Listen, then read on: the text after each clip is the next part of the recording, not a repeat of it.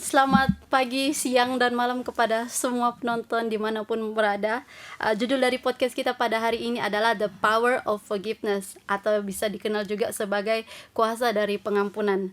Nah, hari ini sebelum kita masuk lebih dalam dengan podcast kita akan berkenalan dulu ya dengan narasumber kita. Karena ada kata pepatah, tak kenal maka tak sayang. Jadi kita perlu mengenal dulu ya narasumber kita. Beliau adalah Ibu Hertina Serjaman yang merupakan Ketua STT Senpol Bandung dan mengambil pendidikan terakhir di sebagai MTH di STT Tiranus ya. Nah, jadi sekarang kita ke Ibu Hertina ya. Ibu Hertina, menurut Ibu sendiri apa sih arti dari pengampunan itu? Baik, terima kasih ya Marisel. Iya, Bu. Kalau melihat dari katanya, pengampunan itu pendek ya, Iya, biasanya betul, pendek gampang sekali. pengampunan atau mengampuni begitu kan. Hmm. Tetapi pada kenyataannya seringkali orang itu mengalami kesulitan untuk bisa mengampuni atau memberikan pengampunan kepada orang, terutama kepada orang yang sudah menyakiti hati, yang membuat hatinya terluka. Waduh, apalagi kalau lukanya sangat dalam. Ya, ada yang bilang begini, sampai mati aku tetap ingat apa yang sudah dia buat dan aku tidak akan mengampuni dia. Wih, kalau kita mendengar itu ya, walah, seperti apa begitu kan ya. Tapi memang itu kenyataannya seperti itu. Banyak orang yang mengalami kesulitan untuk bisa memberikan pengampunan begitu ya. Nah, kalau kita lihat kenapa orang bisa mengalami kesulitan untuk bisa mengampuni, Iya. ya.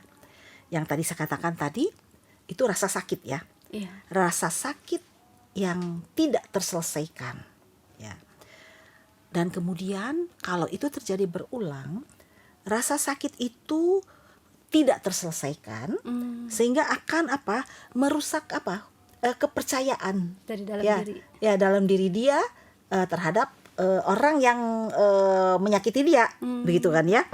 Dan juga menutup keterbukaan di antara mereka dan akhirnya akan menghancurkan hubungan di antara mereka begitu, karena ada rasa sakit yang tidak terselesaikan dan tidak mengambil keputusan untuk mengampuni begitu ya. Jadi dari penjelasan Ibu ya, berarti pengampunan itu sebenarnya penting ya untuk diri seseorang. Nah, pertanyaan saya nih Bu begini, kenapa sih pengampunan itu penting bagi setiap orang untuk dilakukan? Iya, penting. Penting. Ya, penting. Karena kalau orang itu tidak mau mengambil keputusan untuk mengampuni ya terhadap orang yang sudah menyakitinya, maka kalau kita lihat orang itu akan menyimpan kemarahan. Terluka kan? Iya, terluka. Ya, di hatinya terluka atau dia merasa kepahitan ya, dan dia kemudian menyimpan amarah, menyimpan kemarahan, kebencian terhadap orang itu. Dan biasanya kalau ini terjadi berulang di dalam kehidupan seseorang, maka hubungan orang itu kan menjadi rusak. Nah, ketika misalnya orang itu mau menyakiti kembali, maka biasanya orang itu akan siap-siap nih. Wah, dia itu memang kerjanya mau menyakiti hati saya terus gitu kan ya. Dia siap-siap sebelum dia menyerang, kita akan nyerang dulu. Menyakiti lebih dulu lah begitu kan ya. Nah, itu. Jadi itu respon kita memang begitu kalau memang kita ada menyimpan kepahitan atau kesakitan dalam diri kita ya. Jadi seperti apa itu kalau kita lihat badak, pernah lihat badak? Pernah. Ya.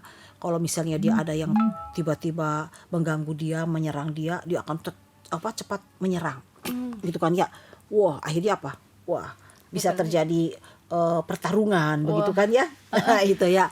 Nah, lalu kemudian kalau orang itu menyimpan kepahitan atau sakit hati dalam dirinya atau marah dan tidak memberikan pengampunan sama orang lain, ketika dia diserang kembali, ada juga yang bersikap mundur.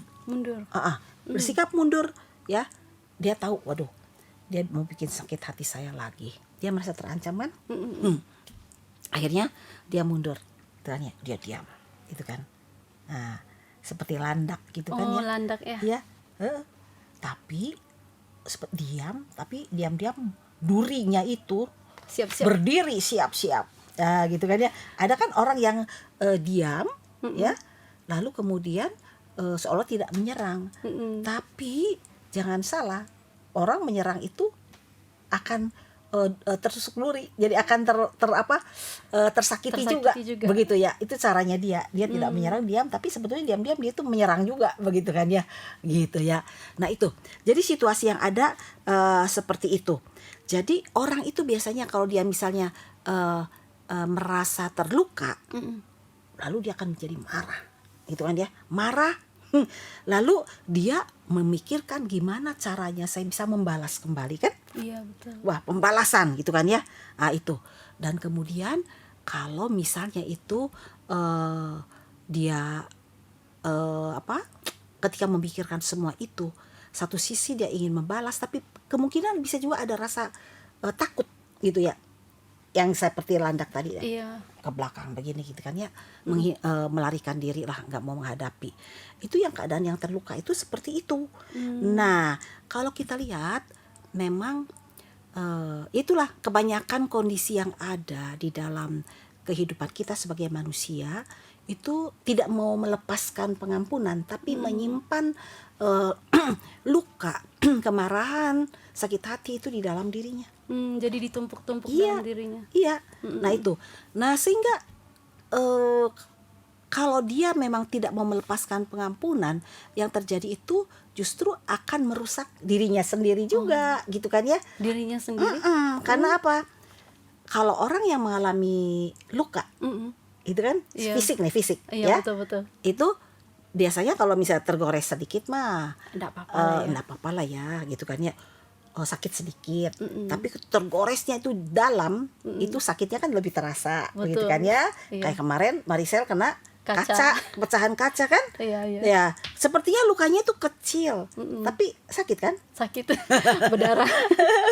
berdarah ya. Iya, betul. Sampai harus ke dokter kan ya. Betul. Sepertinya kecil begitu kan ya lukanya kan. Nah itu. Nah hati juga sama ya.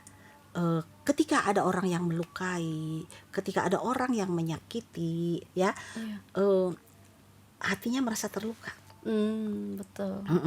Cuman gak kelihatan kan? Enggak kelihatan. Nggak kelihatan. Seperti kalau luka di fisik kan kelihatan. Tapi kalau hati itu nggak kelihatan. Lukanya seperti apa? Tapi biasanya bisa kelihatan di mana? Nah, bisa terlihat itu apa ya? Kalau kita memendam kemarahan, kebencian dan kepahitan, itu biasanya kelihatan dari apa? Gejala yang bisa dilihat dari tingkah laku. Dari tingkah laku.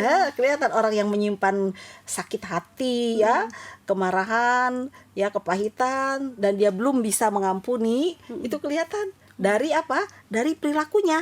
Misalnya orangnya jadi apa? Gampang marah. Gampang emosian. Dia gampang emosi, gampang tersinggung, mudah marah, ya. Dan kemudian apa? Dia itu kemungkinan juga yang tadi saya bilang melarikan diri, dalam arti tidak mau berurusan lah dengan orang yang menyakiti, dengan orang-orang sekitar yang menyakiti dia. Dan kemudian dia melarikan dirinya kemana? Mungkin dia menghindar kan? Daripada saya lebih sakit lagi, sudahlah. Dia melarikan diri ke hal yang tidak baik. Misalnya apa? Dia lari ke alkohol. Wow. Minum-minuman gitu, karena dia sebetulnya dia mau melarikan diri sebenarnya dari rasa sakit hati dan terluka hatinya itu ya, ke alkohol atau kemudian ke narkoba. Misalnya begitu. Bisa lari ke situ juga untuk menghindar gitu ya. Nah, jadi kemudian kemana lagi?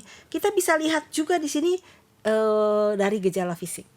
Gejala fisik juga kelihatan? Bisa kelihatan. Kalau dia memang orangnya menyimpan gitu kan ya, enggak mau memaafkan atau mengampuni orang yang menyakiti itu ya. Fisiknya juga kadang terganggu gitu ya. Nah, misalnya apa? Sering merasa pusing kepala. atau migrain ya. Iya, Ah, migrain. migrain. Lalu sering sakit perut gitu kan ya. Perut, Sakit gitu kan ya.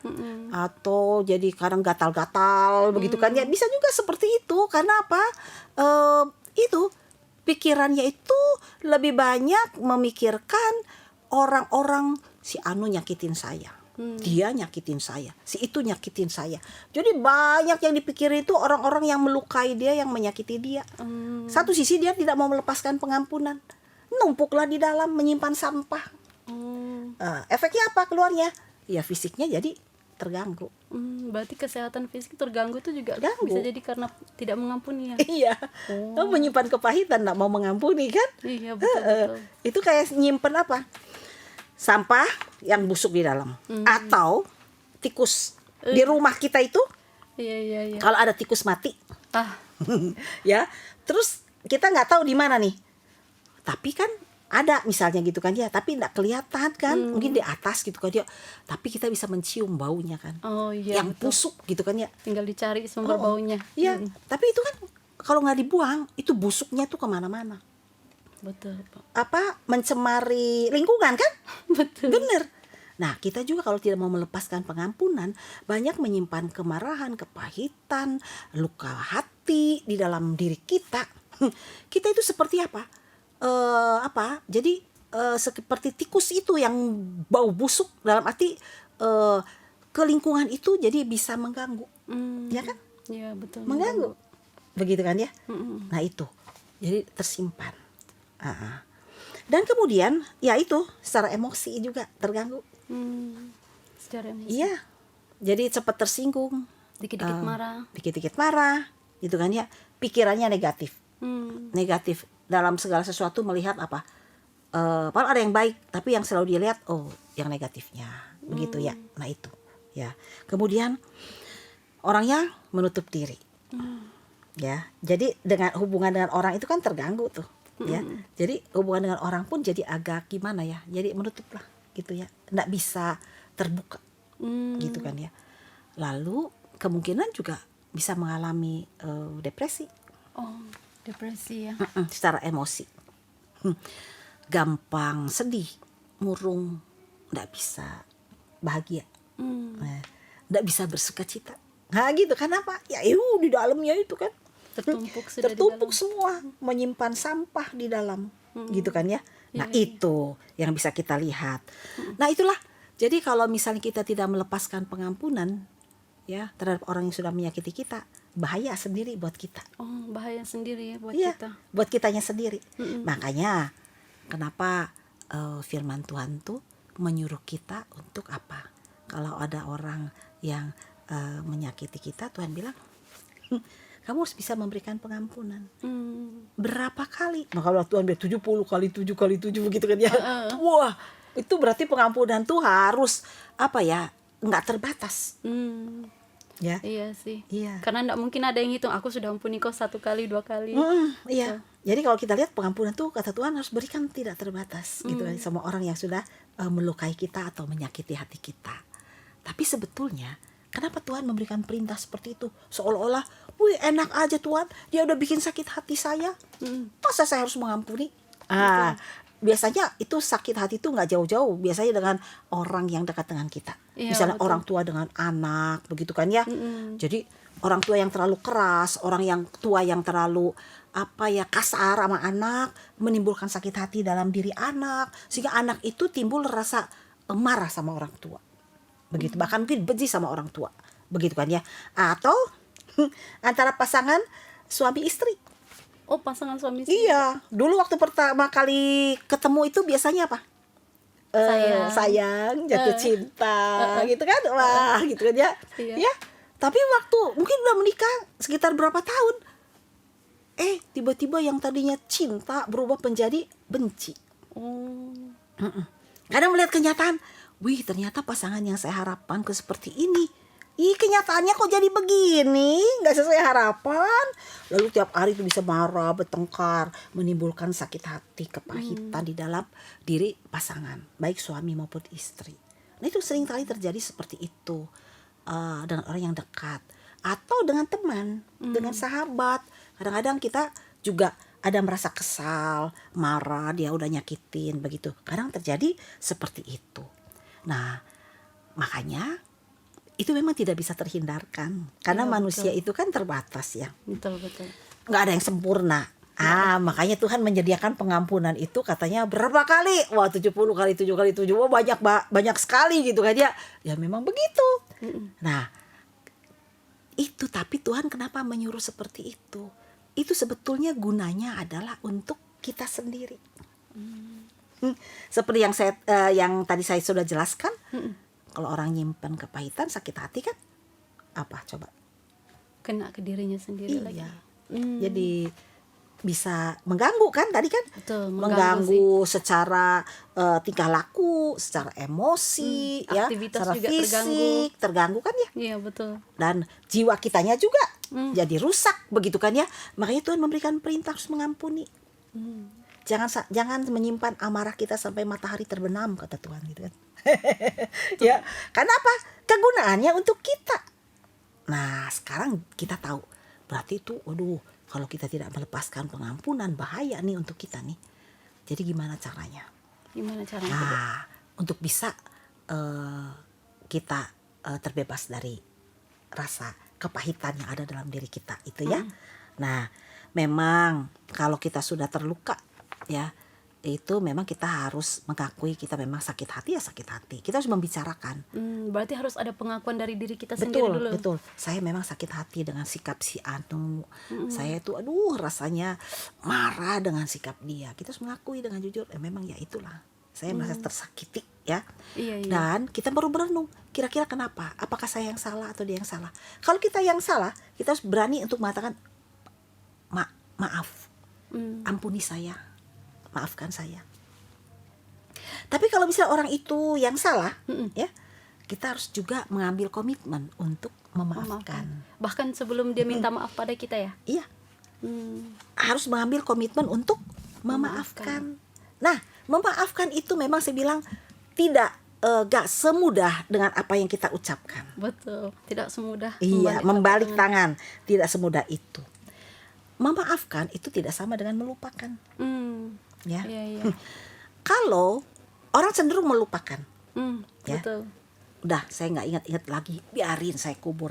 Tapi ingat itu di dalam hati kan masih ada kemarahan. Iya, menumpuk ya. Masih menumpuk, gitu. Gejalanya keluar dari apa? Yang tadi mengganggu diri kita sendiri. Nah itu. Jadi kalau mengampuni itu berarti bukan melupakan begitu saja. Ya. Kita mungkin bisa tetap ingat peristiwa yang menyakitkan di dalam hidup kita, ya. Tapi ketika kita ingat itu, kita itu tidak hati kitanya itu tidak terganggu kalau kita mengampuni. Jadi kalau mengampuni itu adalah mencakup melupakan dan kemudian menyerahkan kepada Tuhan dan tidak mengingat, bukan melupakan tapi tidak mengingatnya lagi karena sudah diserahkan kepada Tuhan Yesus. Begitu kan ya? Iya, semua betul. sakit hati kita serahkan kepada Tuhan Yesus ya. Nah itu. Jadi ya udah, tapi kalaupun kita ingat ya kita istilahnya tidak terganggu lagi ya. Kalau melupakan ya kita tetap kalau ingat lagi peristiwa, lukanya kembali berdarah lagi gitu kan ya. Tapi kalau kita mengampuni itu ketika kita ingat udah nggak darah. Mungkin bekasnya masih ada ya, tapi tidak pengaruh lagi karena kita sudah mengampuni, menyerahkannya kepada Tuhan Yesus. Dan memang kalau kita ingin bisa mengampuni itu dasarnya adalah kita harus mengingat bahwa siapa sih kita. Kita ini orang berdosa. Iya. Ya. Betul. Tapi Tuhan Yesus mau datang, ya, karena orang ke dunia ini ya, karena orang yang orang berdosa itu harusnya kan dihukum. Iya. Harusnya kita ya yang mati. Gitu kan ya. Tapi Tuhan Yesus rela menggantikan hukuman kita, datang ke dunia ini untuk mati di kayu salib. Iya. Ya. Seharusnya kita tidak layak. Nah itu kan ya.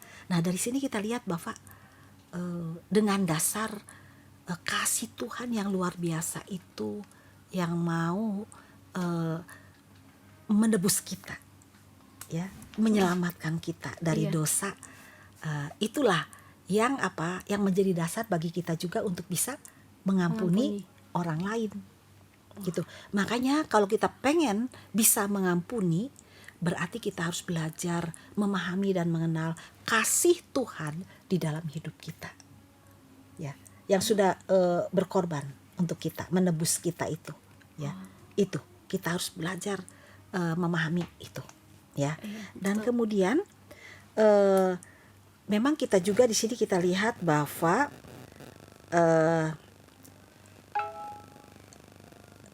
perlu tahu juga tentang memaafkan, ya. Kalau memaafkan atau mengampuni itu Iya. bukan berarti kita berpura-pura bahwa luka itu udahlah nggak apa-apa gitu ya, nggak Sudah berarti nggak ada lagi, udah gitu. nggak ada lagi ya, dan kemudian berusaha melupakannya, Iya. begitu kan ya. Lalu ada juga yang menyangkal rasa luka itu, nggak apa-apa lah, dia mau bikin begitu juga Udah terhadap biasa. saya, biasa. Itu namanya kan menyangkal, nggak Iya. apa-apa gitu ya, nanti juga hilang lah begitu kan ya, Iya, dengan betul. waktu begitu kan ya, nanti juga bisa selesai kok begitu kan betul, ya. betul. Itu menyangkal begitu kan ya. Bukan begitu. Karena apa? Itu akarnya kan masih ada. Nah, itu kan ya. Dan tetap akan mengganggu kita. Jadi, mengampuni yang saya bilang tadi, kita harus membicarakan tentang luka itu, ya. Dan kemudian menghadapi masalah yang terjadi. Ya, masalah itu yang melukai itu, ya. Iya. Itu. Dan kemudian kita juga harus belajar memahami tentang emosi yang ada di dalam diri kita, lalu memilih untuk tidak menyimpan, tapi kemudian kita belajar untuk mengungkapkan itu semua apa yang menjadi hal yang melukai kita, ya.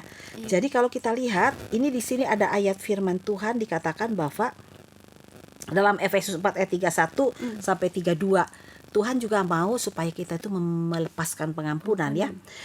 Segala kepahitan, kegeraman, kemarahan, pertikaian dan fitnah hendaklah dibuang dari antara kamu. Hendaklah kamu ramah seorang terhadap yang lain, penuh kasih mesra dan saling mengampuni, ya. Saling mengampuni. Sebagaimana apa? Dasarnya sebagaimana Allah di dalam Kristus telah mengampuni kamu.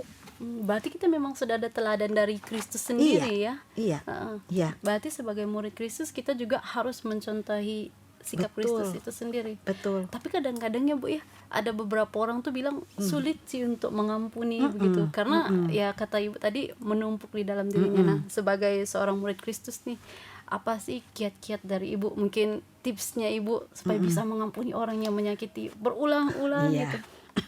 Jadi kalau dari pengalaman saya mah ya memang nggak ada yang lain.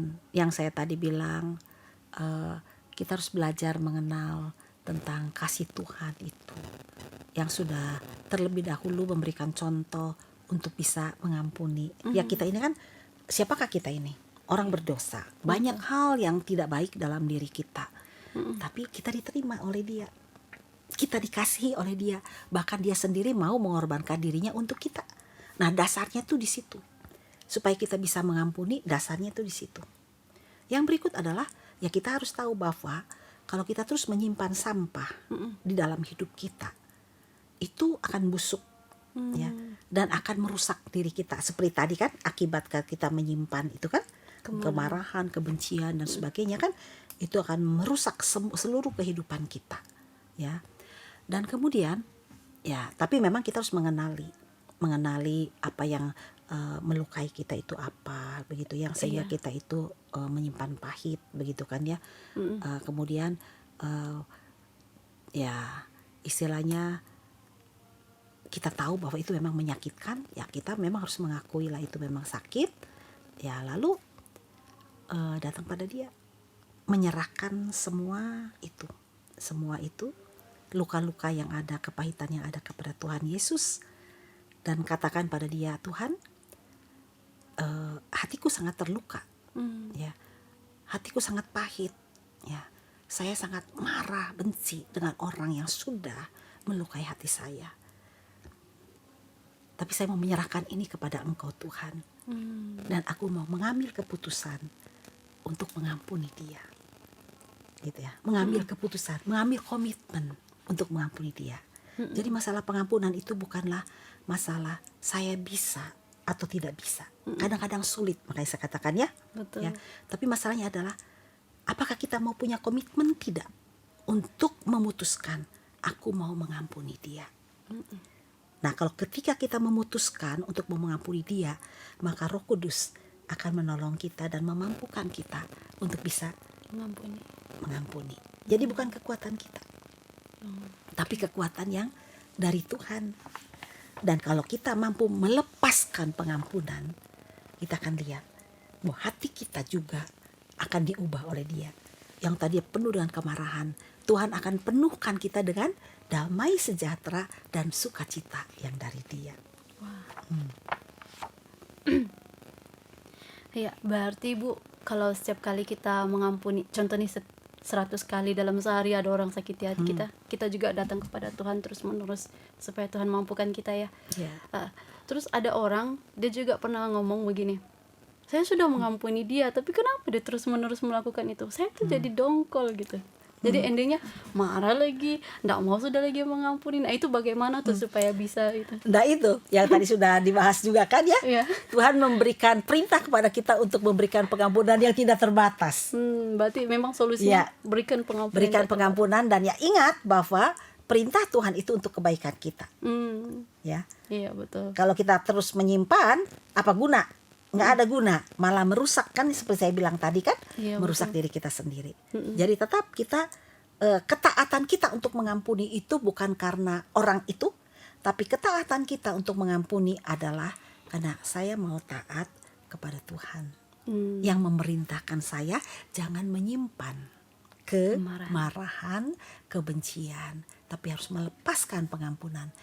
Ya, itu. Iya. Ya, bahkan sebelum matahari terbenam, kita harus mengambil komitmen untuk mengampuni. Iya kan? Betul. Betul ya. Itu ya. Berarti, karena merusak.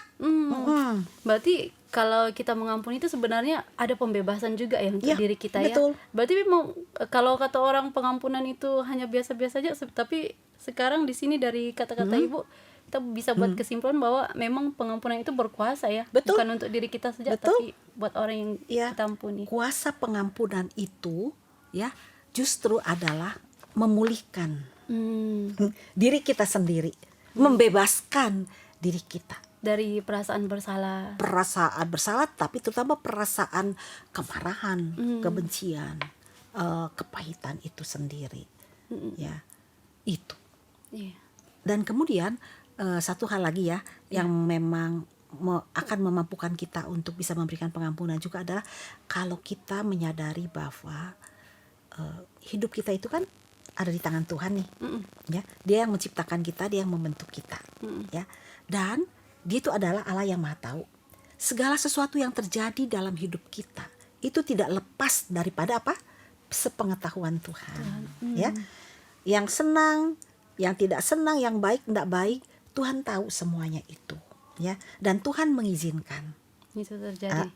Itu terjadi. Jadi kalaupun ada orang yang membuat kita sakit hati, misalnya gitu kan ya, ada orang yang membuat kita jadi rasa terluka, ya. Memang sisi manusia, orang itu sudah sangat menyakiti, tapi jangan salah. Tuhan mengizinkan, kalau dilihat dari sisi Tuhan, pasti ada hal yang baik yang mau Tuhan berikan kepada kita. Jadi dalam setiap peristiwa, baik yang menyenangkan atau tidak menyenangkan, kita harus belajar melihat dari kacamata Tuhan dan percaya akan kedaulatan Tuhan di dalam hidup kita. Dia yang memimpin, menuntun hidup kita, anak-anak Tuhan atau sebagai murid Kristus, begitu kan ya? Iya. Dan memang ya dalam hidup manusia itu kan ada suka dan duka kan? Betul, pasti ada sih. Nah, kalau dari pengalaman Ibu sendiri, pernah enggak sih Ibu mengalami suatu hal yang mungkin menyakitkan hati Ibu sehingga Ibu harus melepaskan pengampunan? Mungkin bisa Ibu share supaya itu bisa juga menjadi pedoman bagi kami. Begitu. Pernah lah, namanya juga manusia kan? Iya. Namanya manusia pernah mengalami dan punya perasaan juga kan? Terluka itu pernah ya. Tetapi memang waktu dulu memang buat saya juga, saya mengakui nih, eh, sangat sulit tuh untuk bisa memberikan pengampunan, terutama sama orang yang sudah sangat menyakiti hati gitu kan ya. Betul. Tapi kemudian setelah saya bertumbuh dalam Tuhan, saya melihat, wah ternyata banyak merugikan tuh kalau saya tidak melepaskan pengampunan, begitu kan ya. Saya jadi susah sendiri ya, dan kemudian mengganggu pikiran, mengganggu perasaan, sikap juga. Jadi akhirnya saya apa? Waktu itu saya datang sama Tuhan ya. Saya memutuskan mengambil komitmen, walaupun saya bilang saya teh nggak sanggup Tuhan, saya nggak bisa mau mengampuni, sambil nangis itu kan, aduh sudah melukai hati saya begitu kan ya. Terus tapi saya katakan, walaupun hati saya terluka, saya bilang sama Tuhan, hati saya terluka Tuhan, tapi saya katakan, tapi Tuhan saya mau taat sama Tuhan, saya bilang ya, taat sama Tuhan, saya mau mengambil komitmen untuk mengampuni ya. Jadi ketika itu proses memang nggak langsung truk gitu kan ya. Berjalan beberapa waktu, ketika saya teringat kembali masih ada, aduh gimana, terus saya katakan, Tuhan aku sudah mengambil komitmen untuk melepaskan pengampunan. Saya perkatakan itu terus, saya sudah mengambil komitmen untuk melepaskan pengampunan. Udah, ya Tuhan menolong, Langsung dimampukan. untuk itu. Dan sekarang saya masih bisa ingat orang-orang misalnya yang melukai dan sebagainya, tapi saya tidak terganggu dengan hal itu karena saya tahu saya sudah melepaskan pengampunan. Dan yang terlebih lagi adalah saya melihat bahwa belum seberapa apa yang saya lakukan itu, karena kalau melihat pengorbanan Tuhan Yesus di kayu salib ya, dia diperlakukan tidak baik ya, dia dilukai, bahkan disalibkan. Itu karena kasihnya pada saya. Iya. Dan saya melihat juga bahwa Tuhan Yesus mengatakan di kayu salib, ya Bapa ampunilah mereka karena mereka tidak tahu apa yang mereka perbuat gitu kan. Nah itu, jadi saya belajar melatih diri untuk melihat kepada kayu salib itu ya, pengorbanan Yesus di kayu salib. Itulah yang kemudian memampukan saya untuk juga bisa belajar melepaskan pengampunan kepada orang-orang yang telah menyakiti atau membuat luka gitu. Wah, berarti memang agak berat ya awalnya, tapi lama-kelamaan bisa dilewati. Jadi berarti secara tidak langsung, mau tidak mau kita memang harus mengampuni ya, untuk kebaikan kita sendiri. Betul. Juga. Betul. Oh, oke. Ya Bu, sepertinya kita sudah mau selesai ya Bu ya. Nah, ada satu pertanyaan yang terakhir yang sebelum saya lupa. Ada satu bertanya begini, apa yang akan terjadi kalau seandainya saya betul-betul tidak bisa mengampuni orang lain? Iya, kalau sampai tidak bisa mengampuni, ya akhirnya kita sendiri yang akan sakit. Ya, kita sendiri yang akan sakit, dan akhirnya kita itu bisa terganggu. Diri kita larinya itu yang saya bilang tadi, kalau dia nggak merusak diri untuk lari ke misalnya alkohol, minum-minum, narkoba, bisa lari ke depresi. Ya, depresi. Kejiwaannya sendiri. Kejiwaannya sendiri. Karena ya orang yang menyimpan sampah, orang yang nyimpan yang busuk-busuk, pasti kan lama-lama kalau kita simpan terus itu kan, itu akan mempengaruhi kesehatan diri kita kan. Jadi dia akan menjadi rusak sendiri. Jadi saran saya mah ya, walaupun sekarang ini ada mungkin di antara kita yang menyimpan luka ya, kepahitan dalam hidup kita, dan masih mengalami kesulitan untuk mengampuni ya, kita tetap harus mengambil keputusan untuk komitmen mengampuni ya, datang pada Tuhan. Bukan masalah bisa atau tidak bisa, tapi apakah saya ini mau atau tidak mau untuk mengampuni. Wah, okay. Wah, kerennya dari kata-kata Ibu. Jadi terdorong untuk mengampuni orang lain, bukan masalah bisa tidak bisa, tetapi dari kemauan sendiri atau komitmen kita ya. Ya, jadi sampai sini ya acara kita. Kita akan lanjutkan dengan kegiatan yang lainnya. Jadi untuk Bapak Ibu yang selalu menonton, stay tune, dan kita akan nonton podcast yang berikutnya pada minggu yang akan datang. Jangan lupa like dan subscribe. Tuhan Yesus berkati.